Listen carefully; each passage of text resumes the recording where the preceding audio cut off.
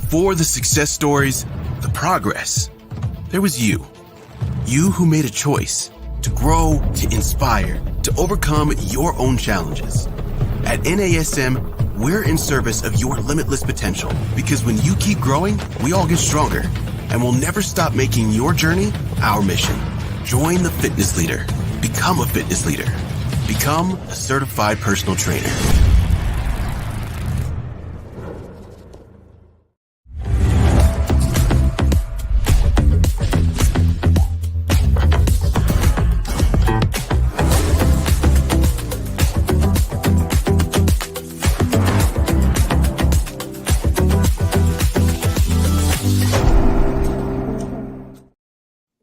Hello and welcome to this week's Master Instructor Roundtable. I'm Marty Miller with co-host and fellow Master Instructor, Miss Wendy Batts. Wendy, how's everything going for you today?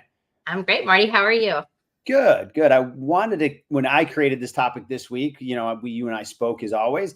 I kind of wanted to go outside what some people think is the norm when they look at the NASM OPT model. And this week, we're going to talk about stabilization training and how to make that into a weight loss program. Yeah, I think more and more clients come in and that is their goal. They want to lose weight. They want to feel better and move better. But I know most of my females, that's a big priority on the SMART goal of what's your overall goal and why.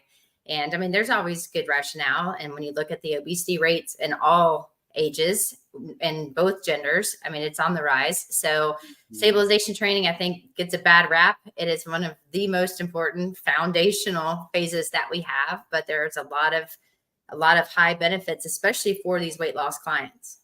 Yeah, and I've had countless people reach out via our social media or in conferences and things like that and say, almost to the sense like, well, I don't want to do stabilization training because it's too easy. It's a step back. It's not hard enough. Well, we got to define what hard is, right? And we got to understand the value and the importance of it. And ironically, a lot of people who need to lose weight are going to be the people that don't move well, that aren't conditioned. That doesn't mean we push them right into quote unquote harder phases of training just because there may, not always, a higher caloric expenditure. So we'll get through all of that today. Yes. And that's what we're going to talk about, the importance of stabilization training and how stabilization training needs to be the first part of a weight loss program. Marty, you kind of hinted on the reasons why for that. And we're going to give you some strategies for weight loss. Yeah. And one of the things, Wendy, when I was talking to clients, we both have dealt with elite athletes. We've both dealt with, recreational athletes, but we've also had the clients that train just because they want to stay in shape and maintain their health. And when you get to that point, when you can talk to them, right, I'm kind of rushing through building rapport and all that. There's a point in time where you can talk to them.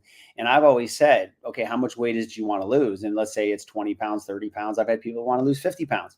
It's like, okay, you didn't put that weight on in a month or two. Let's figure out how long it took you to put that on. And it should be okay if it takes you 6 months, 9 months, or even a year to take that off, because just because they are ready doesn't mean it's going to happen immediately, because it didn't go on immediately. We've got to talk them through the science. And that's, some of the part that I really like, when you can get somebody to have an idea and they're like, okay, wait a minute, this is a lifelong journey that I'm trying to do. It's not a rapid only weight loss goal, and then I'm done working out the rest of my life. And I think that's a really important factor, Marty, because sometimes it's easy for us to say, oh, yeah, I think we can do that in 3 months. And you have to see, is it something that's safe?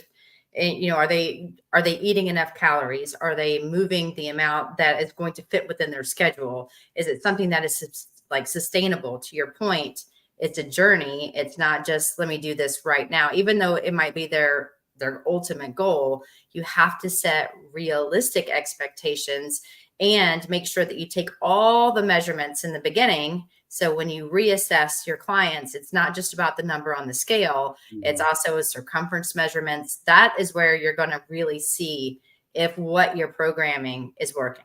Right. Excellent. So we'll jump right into it here. So weight loss, as we've talked about, was one of the most common goals for gym members and personal training clients. So if you're in this industry, I promise you are going to find times where your clients, that is their main goal. So weight loss does not mean that you have to implement harder, higher intensity exercises as the primary or only method to achieve weight loss. And a lot of people, they will be like, well, I kind of need to get destroyed. You know what I mean? Like I need to go in and do burpees and I need to do running and I need to do all these things.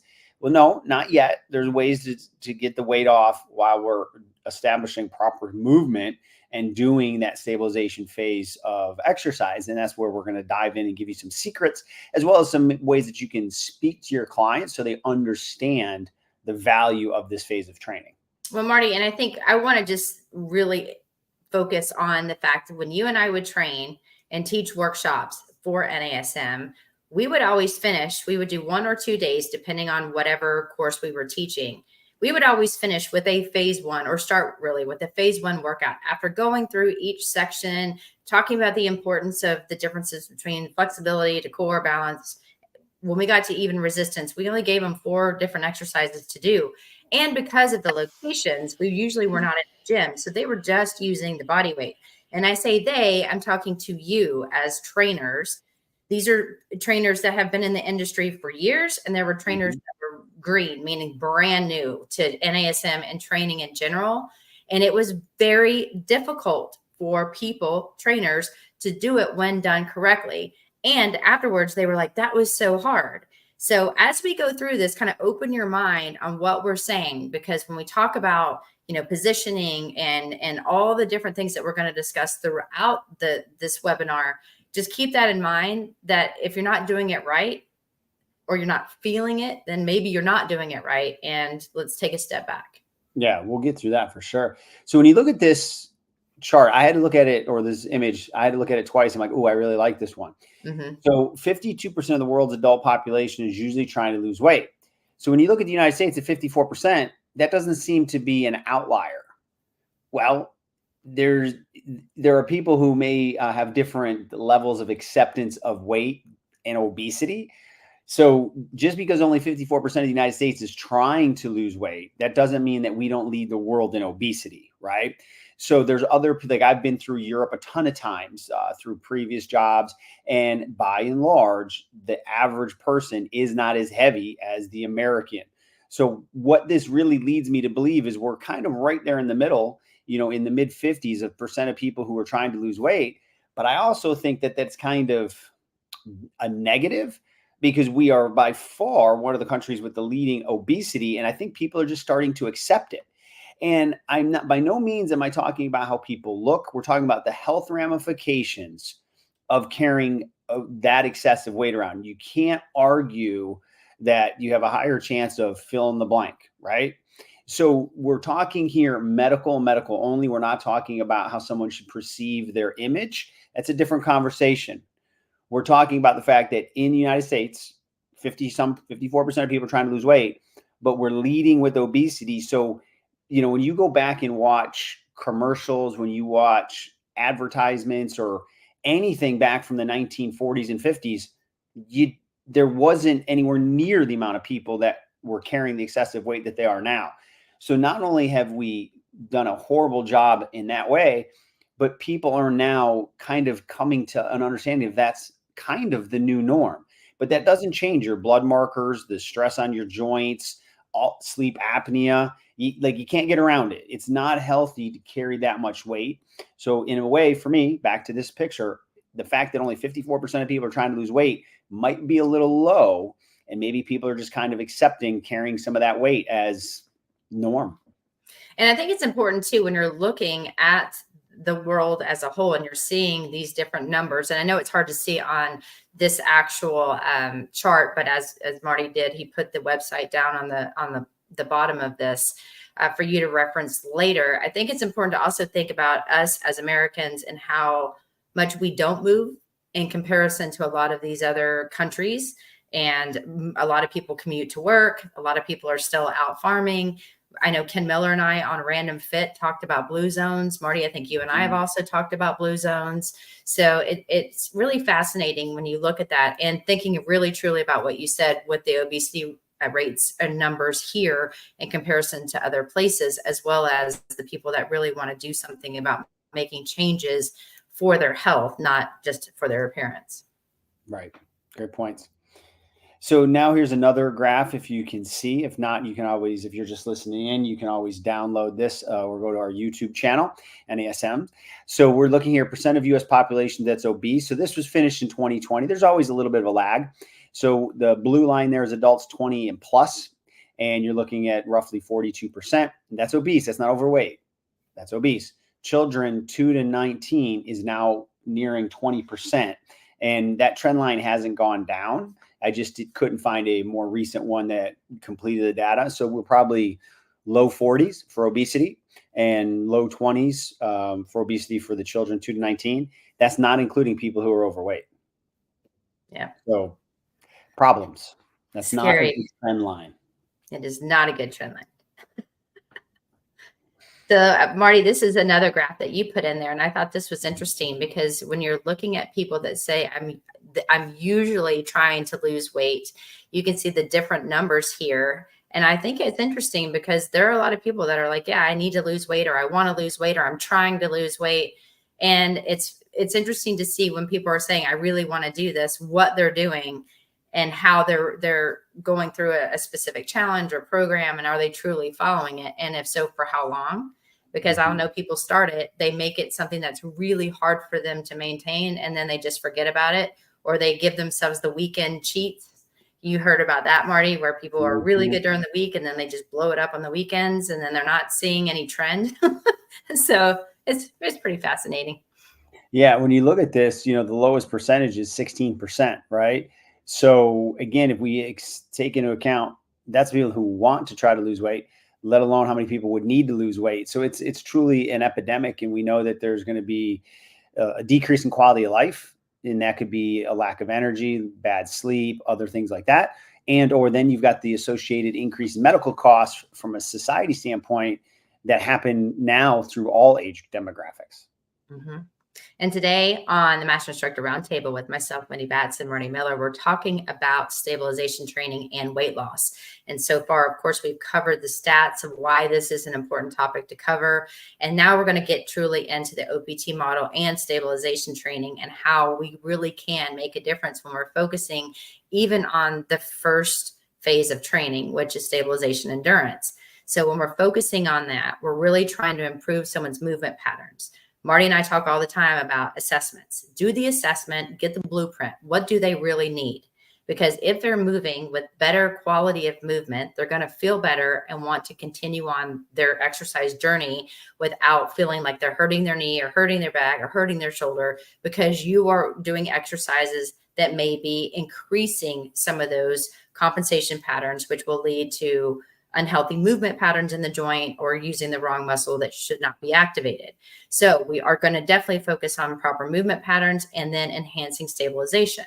So what does that really mean? I mean, we're really trying to focus on the 5 kinetic chain checkpoints. So feet, knees, hips, shoulders, head, making sure we're in ideal alignment, because as we've discussed, if we have the right muscle firing in the right plane of motion at the right time, we're working on neuromuscular efficiency, meaning everything's working as optimally as possible.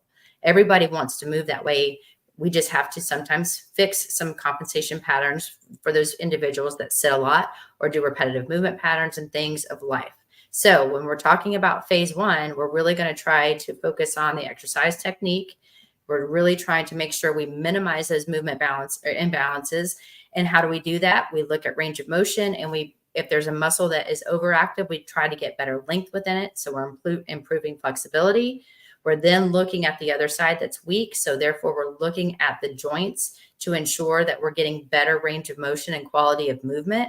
So again, this is also going to prevent overload of tendons and muscles and different types of issues throughout the muscles and the structure of that alignment because of, again, overload, meaning that we're in a bad position and doing movements to increase that.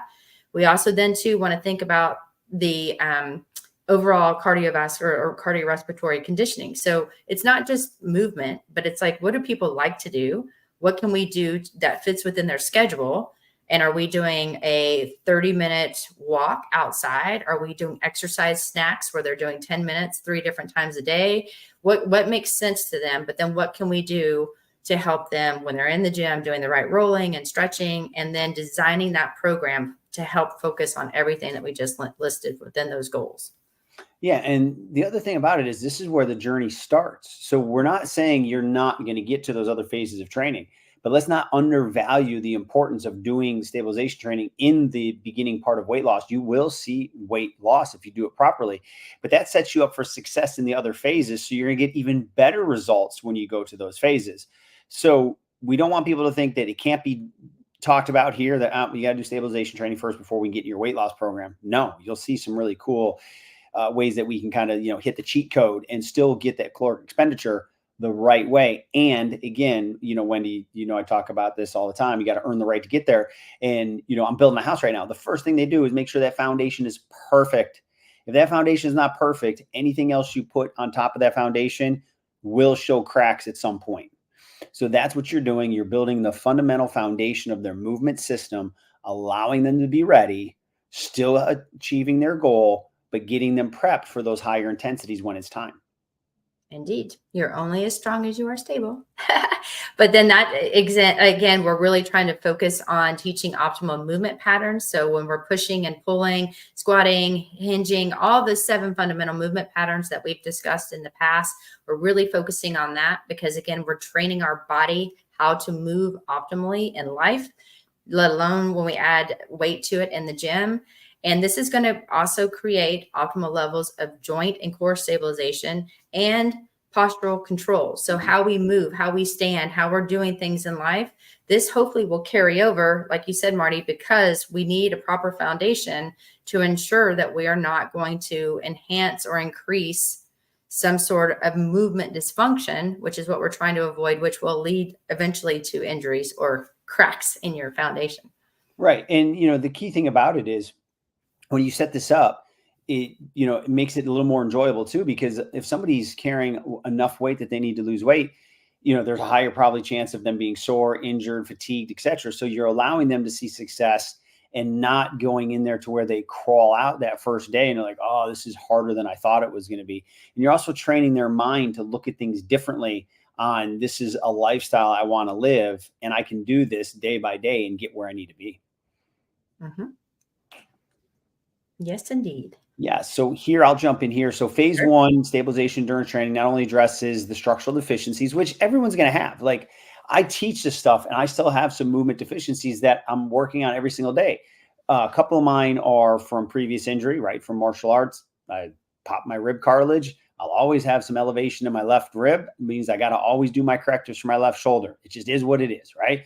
We sit, things like that. So don't make it sound like, oh, we got to work on all the things that are bad. No, everyone's going to have some targeted movement assessment strategies that they need, or movement, correctives that they need to take into account because of life, right?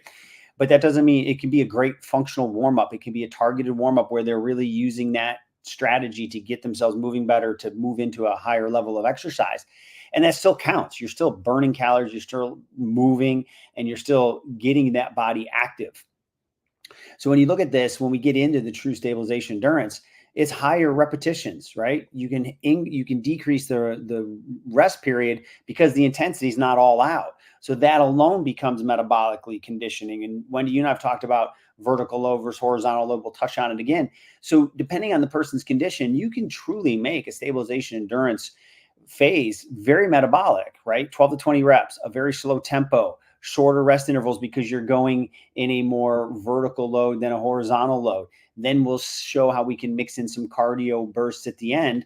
Before you know it, that person's like, wow, like I enjoyed that. It wasn't painful. Yeah, because they weren't doing burpees and plyos and all that stuff they weren't ready for. So, and then you can put in some of that unstable environment that they can control. So that becomes fun. You're firing more muscles throughout the whole body. They're great. Stabilization, Wendy, you and I, if at all, we always try to do total body workouts. So that increases the metabolic demand. And then you can see here, with the calories expended when in succession with minimum rest, the research shows that it's at a higher rate. So it's a win-win all the way around. Yep. I wish I could add something different, but you nailed it. I mean, that's 100%. And when we're looking at this slide here, the dreaded scale, everybody gets on the scale, and that's determining how well your program is. I'm going to say that's false. I mean, yes, it is good to weigh yourself, once a week or so to see if you want to see any numbers drop, but you will fluctuate, women and men, but more so in women. So don't use that as your only indicator. But if energy intake is less than energy expenditure, energy stored in the body will be used as fuel. So despite any proposed theories on weight loss and gain, the basic concept is still going to hold true. Imagine this, Marty. Calories in versus calories out. So weight loss requires a deficit of calories, and weight gain requires a surplus. So we've got to think that energy intake is primarily governed by the quantity and quality of food and beverages ingested by an individual. If you are on a weight loss program, you know this, Marty, you want to find, there are a ton, and I even think they're on NASM.org, but find a calorie calculator, find out where you are, find out where you want to be, and put a realistic timeline in it. And it will tell you approximately how many, based on your activity level as well, how many calories you should eat per day. It will also help you with your macros, like how much protein, how much carbs, how much fat should you be in taking in every meal, and how many meals can you realistically put into your schedule. So I just did this myself, and I had a number in mind, and I was not right at all. So because I'm used to doing this when I weighed a certain weight versus where I'm at now. So it was actually somewhat interesting to see. But nutrition is going to play such a significant role in weight loss. It's not just the movement, it's the quality of food, the amount of calories, and then making sure that you're moving more than you're eating. Right. And I think the big thing here is, and I've mentioned this before, Rick Ritchie, I heard him talk about it. You can work out 3 days a week and still be a sedentary person. Because if you sit the rest of your day. So Wendy, I'm great at this. I call it accidental exercise, or there's my activity, right? So today I went out for a 15 to 20 minute walk where I was on the phone. I have a stand-up desk when I can. All of these things are extra calories and better for my posture. Yes, later today I'm going to go and do my structured workout, but that's not enough, right? You can see behind me, I have my bike. I'll get on there. Like you said, those snacks. Sometimes I know I need to do 30 to 45 minutes if it's a true cardio day. Sometimes it's like, I just haven't moved enough. I'm going to do a very low intensity ride for 15 or 20 minutes just to get that, kind of that level 1 heart rate where it's just, elevated for 15 to 20 minutes. I park far away in the parking lots when I can, because, I've always told my clients, always over assume the amount of calories you're eating and under assume the amount of calories you're burning, right? Like, because you're probably not burning the 600 or 800 calories that an app might tell you if you're a 110-pound woman. And, if you think you're eating 1,800 calories, you're probably eating 3,400 calories. So if you edge that way until you really put a number to it, you're probably going to do better that way, because people have no idea where calories sneak in, especially if they're eating out, things like that. Portion sizes, it's ridiculous. If you could look at a box of cereal, which is not a healthy food, but it's a cup. I guarantee you, people probably put 2 to 3 servings, a cup of cereal, it's not even worth eating at that point for me, like, right? Unless it's a dessert. So it's just understanding these fundamental things. Then you can get into, okay, which diet do I prefer? Which one do I feel better on? Which one's giving me the right amount of fats and less sugars? And yes, but at the end of the day, you got to start with the most basic stuff. How much am I moving? Am I getting my structured exercise? And am I even in the ballpark calorically before I try to really hone in on a specific diet? Well, and Marty, it's funny, and you hear me or probably see me laughing probably more than you hear me, but my husband and I just are going through this right now, where we're looking at where are these calories coming in, because we know there's certain things that we might snack on, or we may have a beer on a weekend if we're out by the pool or something. So we know that is like not ideal, understandably. But during the week, we're really good. And so we were trying to look at where are we going wrong? And do you know where my calories were coming in, Marty? Well, I know that you used to drink that highly sugared Starbucks drink. Yes, I do not. So I've cut that out. But that is it. In my coffee, I use creamer. I like my coffee blonde. And you like a little coffee with your cream. Right. So did you know that in a tablespoon, 1 tablespoon of creamer in my coffee was 35 calories. And I may have 2 or 3 tablespoons in one coffee, and I drink coffee all morning. So that was a big, like, so now I've gone to, it kind of looks like there's some in there because my coffee is so dark, but I'm measuring it out. Literally got a tablespoon and measuring it out. Yeah. I mean, it doesn't happen by accident, right? People gain weight for a very specific reason, right? Age and all that and something like that. But if you really look back at people 40 years ago, there's plenty of people in their 60s and 70s that were still at the right body weight because they moved all day. They didn't snack maybe as much. And, you know, they had to work physical jobs, so they didn't have to work out as much. But we are a sedentary country. And look at, like, I used to go to Italy a ton. The serving sizes that we are accustomed to are ridiculous. Ridiculous. You know, and it's just like, I'm speechless. I go to other countries. I'm like, wow, like, you know, it's a shocker. So, you know, it's interesting stuff. Yes, indeed.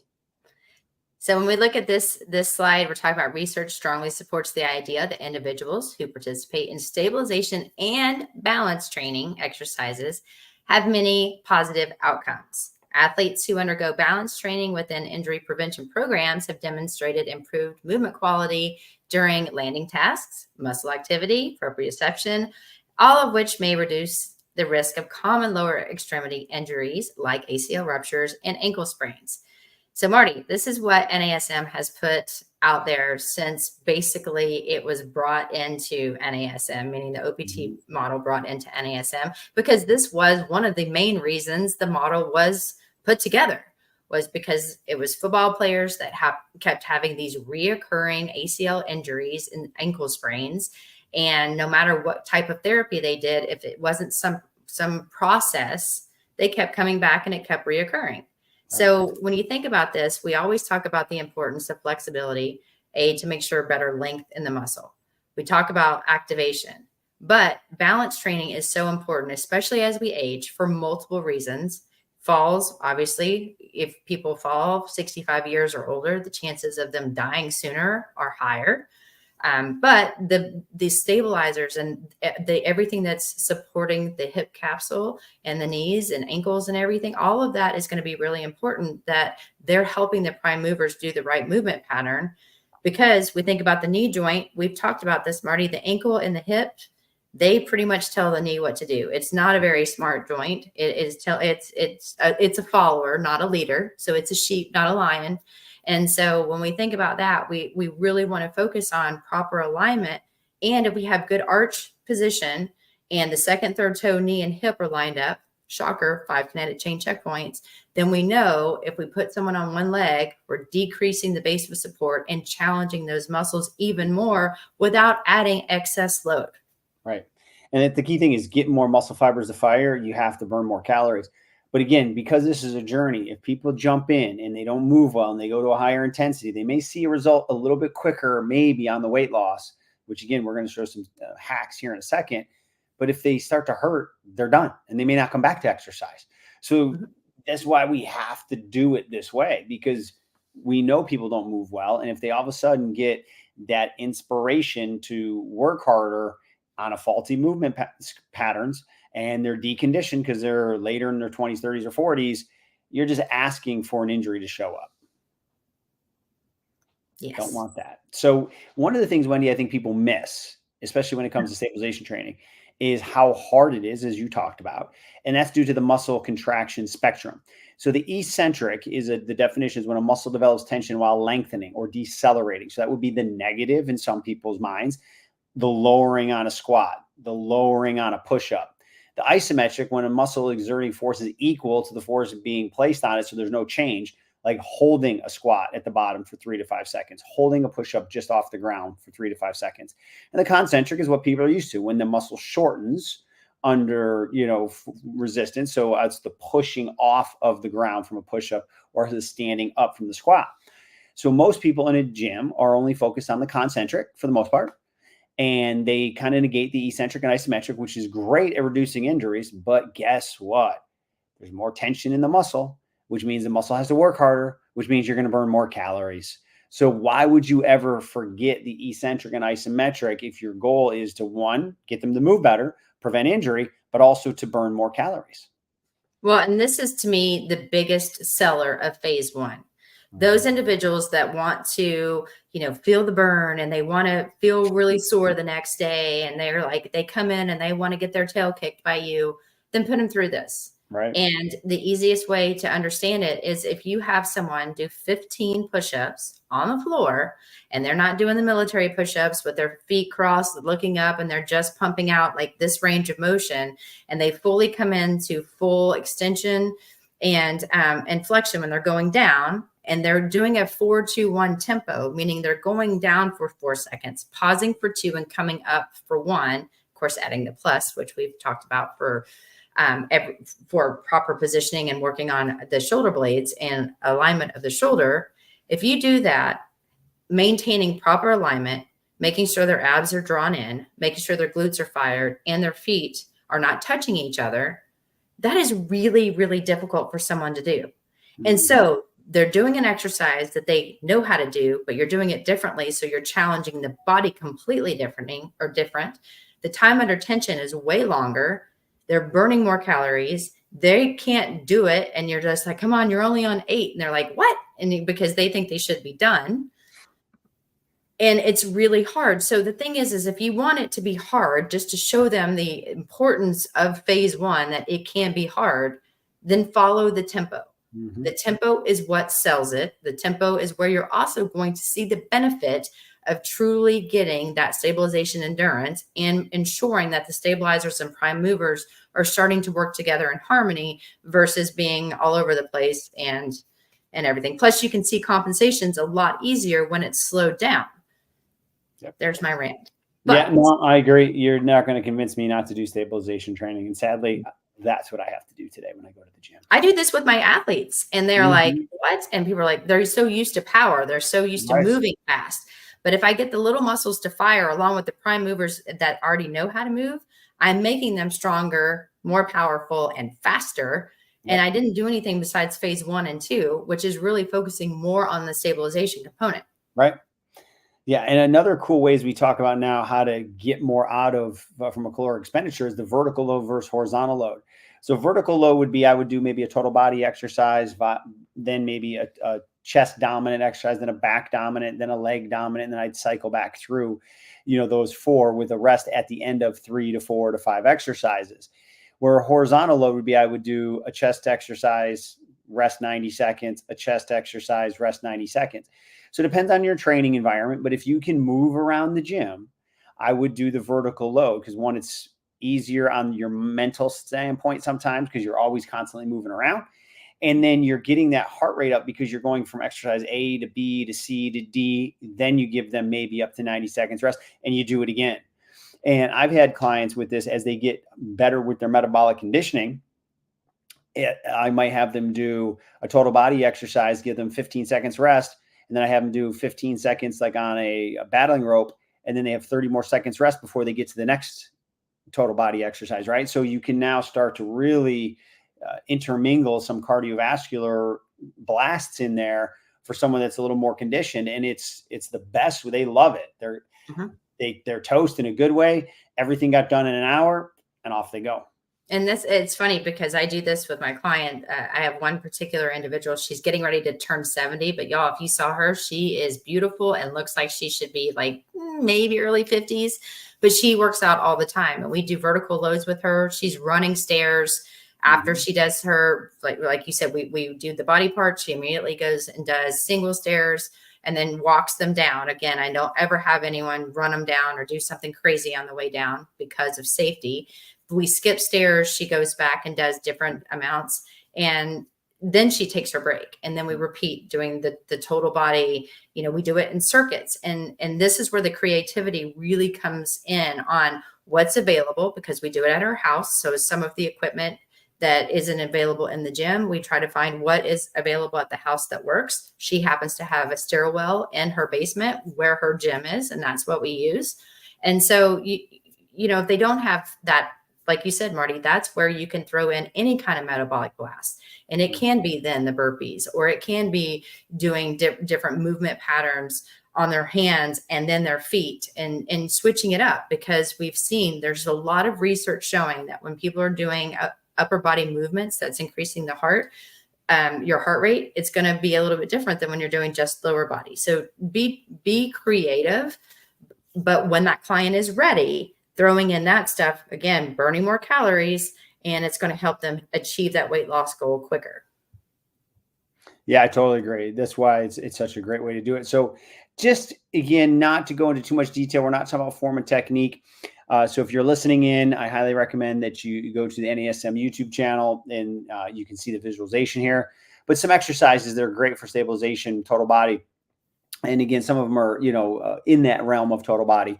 You could do a squat to press. Even to me, a push-up on a stability ball, if they're planking properly, is definitely going to engage the full body. Then you can do stability ball, chest press, alternating. There's all kinds of different combinations. You can even add a bridge in with it. We've got a step up to a press. You could do a step up curl to press. We've got a ball squat, curl to press. You've got a squat to row. And there's so many ways to vary these exercises, but none of these are easy. And all of these include some level of a total body, some more than others, but you're contracting a lot of muscles, focusing on form and technique throughout the whole body, increasing the total demand on your energy system. 100%. And then, Wendy, I put these in here because these are kind of some of my favorite low impact, higher intensities, right? Because we don't always want high impact, high intensity. If you can do the sprinting and the burpees and the jumps, great. But there's nothing wrong with a rower, right? Lower impact. I can't say no impact, but really low impact. So somebody maybe does, how fast can you do 100 meters? How fast can you do, 10 calories, right? There's different gamifications that you can do. Even prisoner squats, even if you don't leave the ground, right? Just from a prisoner squat to your tiptoes, give me 15 of those in between, right? That can be very metabolically challenging for people as you go through.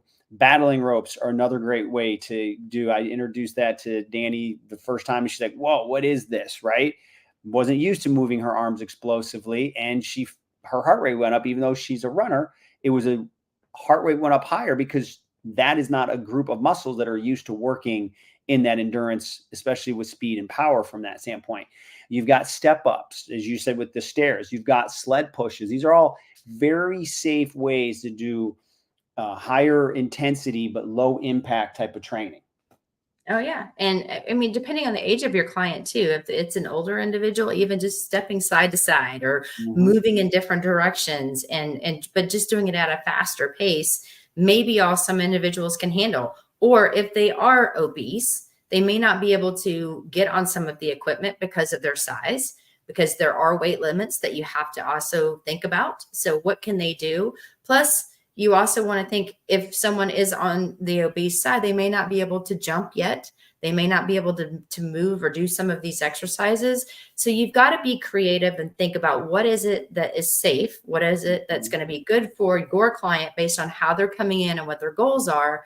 But the ideal thing is if you do the horizontal, like you said, Marty, it's a lot of waiting around. I strongly suggest, if someone can handle doing the vertical load and then throwing in some sort of metabolic blast for them, you're going to see such a huge increase in weight loss in comparison to doing it any other way.